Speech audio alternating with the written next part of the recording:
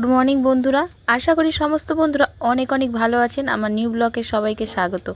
আগামীকাল রাত থেকে বৃষ্টি চালু হয়েছে, বৃষ্টি আর ধরছেই না।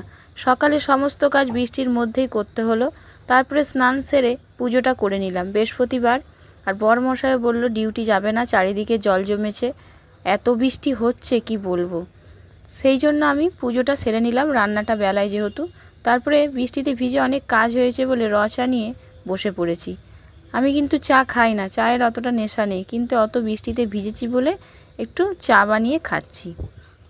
সমস্ত বন্ধুরাই কিন্তু চা খান, চায়ের নেশা আছে বেশিরভাগ বন্ধুরই, তবে আমার কিন্তু চা অতটা ইন্টারেস্ট নেই।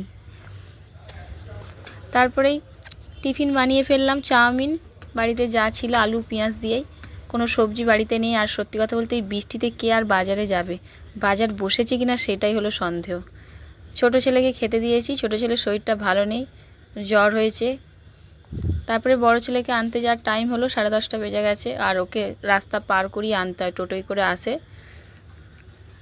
তারপরে সে রান্না বসিয়েছি, ভাত হয়ে গেল, আর সব সবজি দিয়ে একটা তরকারি বানাচ্ছি, মাছের ঝাল। সবাইকে খেতে দিয়েছি, দুই ছেলেকে বরমশাইকে। ওদের খাওয়া হলে তারপরে আমি খাবো। কিন্তু খাওয়া হয়েছে, বাসনগুলো তো ধুতে হবে। আর বৃষ্টি দেখুন টিপির টিপির পড়ছেই, বৃষ্টি বন্ধ নেই। এই বৃষ্টিতেই আমাকে বাসনটা ধুতে যেতে হবে পাতকতলায়। সবই তো বাইরের কাজ, ধুয়ে আসলাম।